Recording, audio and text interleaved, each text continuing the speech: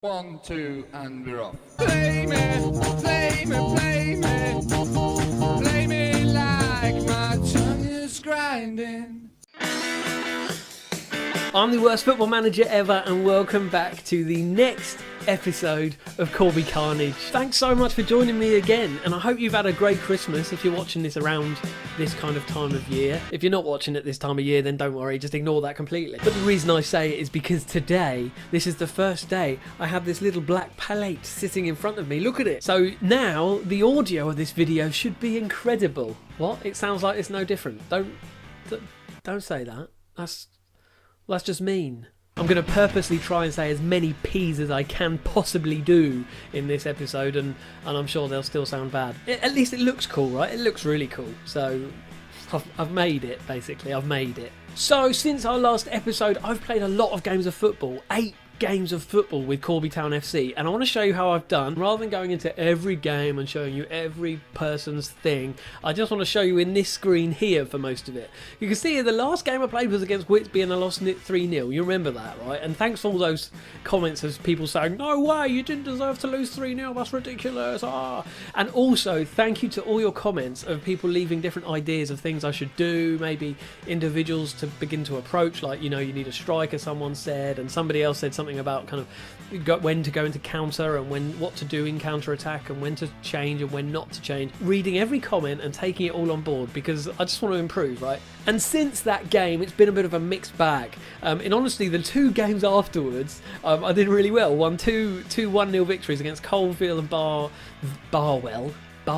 So you can see here Stuart Overson scored on the first 1-0 victory against Coalville, and Barwell, Curtis Whittingham scored there, both early on in the first half, which was interesting. I then lost 1-0 to Frickley, which sucked, and it began a bit of a downward spiral for a few games, which ended up giving me an ultimatum from the board. Yeah, I know. We'll get to that in a minute. So after the 1-0 loss against Frickley, we then had this game against Hensford, which was a 3-4 loss. So close. I want to show you the details of this one because it was a good game. So you can see here they went 1-0 up. We then equalised just as we went into the second half, and we then 2 minutes later we went 2-1 up. However, after that they then equalised, and 74th minute and 75th minute they went 4-2, and it was all awful. But then I managed to get 2 minutes to go. I managed to get one back, and so it made it 4-3, and you thought, no way, surely, but it was too late. It was too late, to be fair. Come on. Last minute goal. It's not going to happen, is it? You see, the issue is I'm finding that none of my strikers are really clinical enough. Somebody actually left a comment in the last video saying you need a clinical striker, and I totally agree. So I'm on the hunt for one now, and I've loaned a guy in who's not that great. Let me show you him. His name is Ryan McLean, 18 years old Jamaican guy who, if you look at his stats here, 12 for dribbling, 12 for finishing, and 12 for first touch. He's on loan from Leyton Orient. He's only a youth player for them, so he hasn't played much first team football yet. He's got quite a high amount of flair, reasonably good sort of pace, 7s, 8s and 11 there for natural fitness. So you'd think that he wouldn't do too badly. He's only come on twice as a sub so far. Hasn't done much yet, but I think I've got him to the end of the season, so I think he might be able to get a few goals for me at least. But currently I'm still waiting for that striker who will get me like 30 a season. That's what I need. But until then I'm just gonna have to wait like a patient boy waiting for next year's Christmas. Following that 3-4 loss against Hednesford, I was then given an ultimatum from the board. I know, dramatic, right? 5 games to get 8 points. But look, you can see here that I've done it. Thanks, guys. First, I drew 1-1 with Ashton. Jordan Ball scored the winner, the drawer for me there. Captain Aaron Milnes scored the only goal against Workington, so it's for me to win there. Ilkeston, we had a 1-1 draw, and Jordan Ball again scored for me. And then this last game I've just played was against Stourbridge, and I beat them 2-1 with an 86th minute winner from Nathaniel Oronuga to help me get those final points that I needed to keep me safe, to keep my job safe for now. You see, that would have been the shortest series I'd ever done if I lost that game, so I'm glad I didn't. And so today we play Buxton, and I want to show you a few little transfers that have happened because some people have come and some people have gone as well. See, as you know already, Jeff Grant left me on the 25th of January 2017, but also a couple of months later, on 28th of March, Roger Lee, that centre-back, has now gone to Lewis. Is it Lewis? I think it is actually Lewis. It's gone to Lewis, so Wah, wah. However, I have brought in a couple of players who have been reasonably helpful. Mick Potts, central midfielder, might be good for me in the future, but not quite yet. Chisholm Jordan, who I think may well be a very good central defender for me. Look, his work rate's high, teamwork is high, aggression is a little bit high at the moment as well, but I think in the future he could be a good one. 20-year-old Trevor Clark. I've brought this fella in from Hungerford. He got him on a free. He doesn't look too bad at all. He's got his actual photo, which is always a nice benefit. And I'm not quite sure how he'll be, to be honest, but I brought him in as a backup. But this guy here, Janos Koksis. Good central defender. He has got a lot of ones there in his technically, but for some reason he seems to be playing reasonably well for me. I'm kind of happy. I'm pleased with what he's doing. And then lastly, the guy I've already mentioned to you, Ryan McLean, striker. Hopefully he'll get a bit better and he'll score some goals for me and we'll all be going home happy. But let's get on with the match for today. It looks like we're going to be playing Buxton away and they are probably going to be playing a 4-4-2. Let's see how we do. Now, before we do start the game, I want to show you how I've slightly tweaked the formation a little bit since the last game. See, what I realised is, I think I realised it before the last game, is that my wingers weren't really attacking enough. So what I've done is I've made them go a bit more attacking. They're beginning to do that a bit more, which is nice. Particularly because my strikers aren't scoring, I was having real trouble with it. So I'm now actually going with one striker, and I'm bringing in this guy, Zach Walton, attacking midfielder centre, who has been really working really hard in training. And I decided this year that what I'd do is look at the training a lot more, and players who are doing well on training, I'm praising them, but also giving them an opportunity in the first team now and then. If they consistently do well at training and are getting better and better, then I'm giving them a chance. And this guy here, Zach Walton, seems to be doing all right at the moment. So he's probably had about 3 games starting for me, done all right. As you can see here, his average ratings are 6.7, 6.66, not brilliant, but he's doing all right. But what it is doing is it's providing the midfield opportunities to start attacking more. So I'm getting goals from the likes of Oranuga. Oddface is starting to come up here on the right wing and begin to do a little bit more attacking for me as well. So I think it is working. Famous last words. Famous last words. So we are going into attacking. At the moment, we're in 11th place in the league. You can just about see above my head here. I'm 11th in the league here. We're probably looking at a kind of mid-table finish, I think, this season. Look, we're a good 13 points off of playoff. I would be well surprised if we get there. But if I can just hold this mid-table, I'd like to be in the top half of the table. If I can hold it, I think the board will be all right with me. I suppose there is always that thing that I could have one bad game and then it all go a bit rubbish again. But I'm just going to hope for the best. Okay, we are off. Come on, Corby. This is our day today. I think if I can hold on to this victory, I think that will give a much more secure opinion from the board. This is a great moment to have a half-time show if you've ever seen corner. Because we've actually had 4 games without losing now, which is pretty good considering how we started the last kind of 8 games that I've played. Here's Walton with a free kick. Oh! Edge of the box. Zach Walton. Keep your eye on him today. I think he might be helpful. I'll be interested to see what you notice in all this. Overson clears it.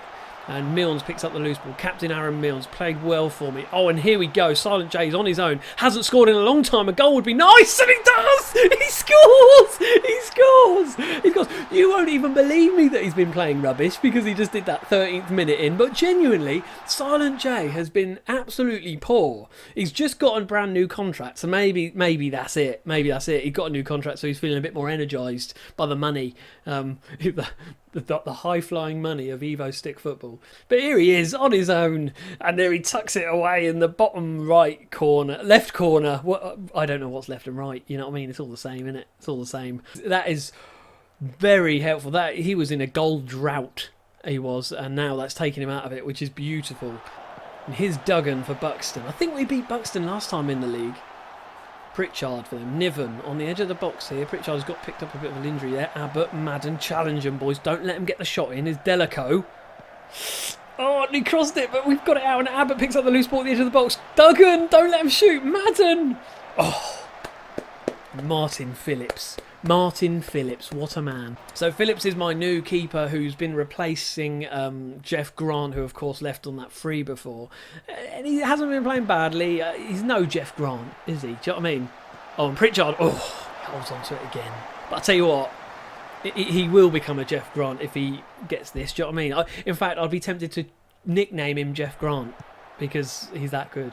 It would just be me living in denial that we lost that player, I suppose, wouldn't it? Oh my word, and we've just got 2-0 up! Silent J, who hasn't scored in tons of games, has done it again and for us. And we are 2-0 up. 2-0 up! This is ridiculous. 33 minutes in. We've only had 3 shots and 2 of them on target. We've scored both of them. What is going on? We've had 40% of the possession. We should be losing right now, but we are 2-0 up. This is amazing. Oranuga, Silent J, Milnes! Oh, it's a corner. It's a corner. It's the luck of the camera that does it. The minute I turn this camera on, I seem to win. Here's Silent J. Oh my god. Also, I am on good form, so let's appreciate that about my skill as a manager, right? Is Kevin Kennedy throws it into Oranuga. If we can make this 3-0 before half time, I've basically changed the whole starting 11 round. I do just want to make a mild note. If you look here at the league table, I'll bring it into view here. They are 3rd from bottom, Buxton, so it's not like I'm beating top of the league or anything like that. Don't get too excited, guys, all right? Don't get too excited. 42nd minute, Pritchard has a shot, but Martin Chest holds it to his chest like a baby. Oh, what a half. Half-time, 2-0 up. This is a great moment to have a half-time show if you've ever seen one before.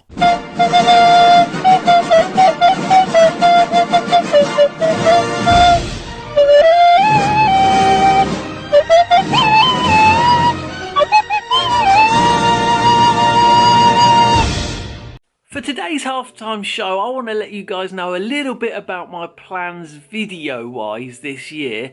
And if I say them out loud, then it means they're probably more likely to happen. If I don't say them out loud, then it means they're probably not going to happen and I'm just going to weasel my way out of it. Now, I have a second channel. You might not know. It's very small at the moment. There aren't many subscribers at all, and there aren't even very many videos on it right now. But my hope is to put a bit more into it this year. To find that channel, just type into the YouTube search bit, The Pococks. That's P-O-C-O-C-K-S, Pococks. And the is spelt T-H-E. This year I've decided I'm going to be making some other kinds of videos as well. I just really enjoy editing and making films and stuff like that. So I'm going to start doing some more of that. And actually just the other day I posted a video which is sharing some news that my wife and I want everyone to know. So if you're on a PC at the moment, click this box here and it'll take you to that video. If not, look at the link below and that'll take you to that channel. And why not subscribe to that channel? Why not come and join me for the ride on that channel, as well as following my Football Manager exploits here on Worst Football Manager Ever. I'll still be making Football Manager content, but in honesty, I'm going to have to try and juggle both channels at the moment, and it'll be probably a video on that one, and then a video on this one, and then a video on that one. It'll be kind of a bit mixed.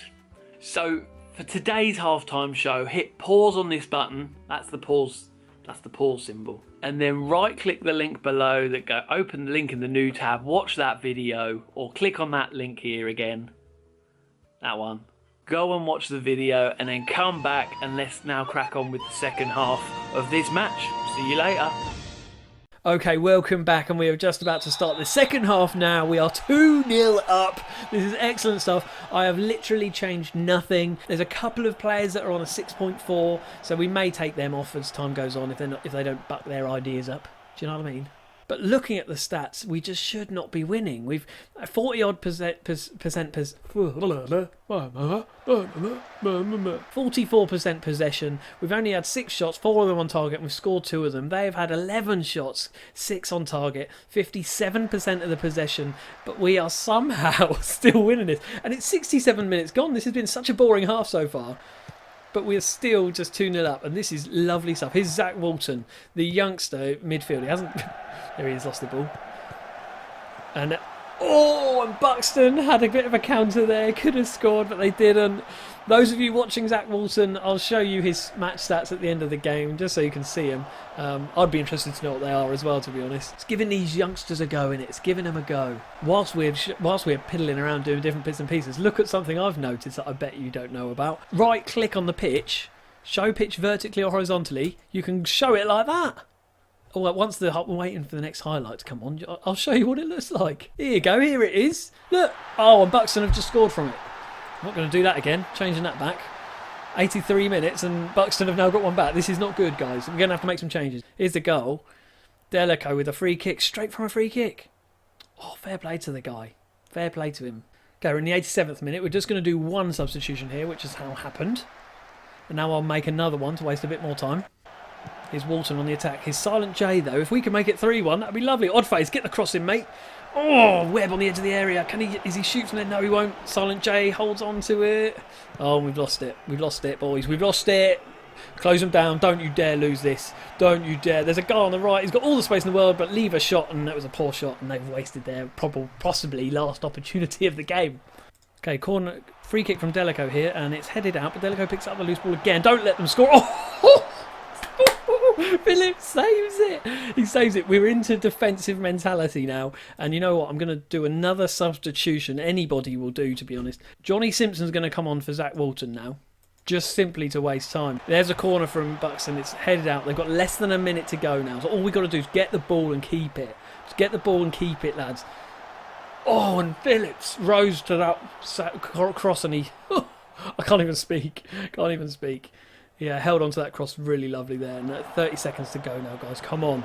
Silent J. This is good, boys. This is good. Just hold on to it. Oddface. All the space in the world on the right. Get players in there. Take advantage of it. Ah, he lost it. And it was kicked out for a throw. That could be the last kick of the game, though. Is it? Is it? I don't even know. Now my sub's been made. Silent J. With the cross to no one. That's got to be it. Come on, ref. Over a minute extra of injury time we've had now. This is stupid. Blow the whistle. Yes. Yes, we won 2-1. Silent J's 2 goals were enough to give us those 3 points, which does bring us a little bit closer to 10th or 9th place, whatever it is, because there were quite a big points gap actually, but now we've begun to bridge that a little bit more, so things are looking up, everybody. We've gone from an ultimatum, which I'm glad I didn't film. You didn't need to see that. And we're now in a place where things are going well. And so you can see here, I've got 1, 2, 3, 4, 5, 6. I've just got 7 games left of this season. So what I might do is bring you guys into the final game of the season in my next episode. And then we'll see how we do in the end of first season of Corby Carnage. I've lasted nearly, things could still go wrong, a full season in charge. I'm pretty pleased with myself, but I shouldn't speak too soon. Thanks for joining me today. If you enjoy this stuff, then do hit the like button, do hit the subscribe button, and of course I'm on Twitter at WorstFManager, and I'm occasionally even streaming on Worst Football Manager Ever on twitch.tv. But until next time when we can catch up some more with the Corby Carnage, thank you so much for joining me. I'll see you later.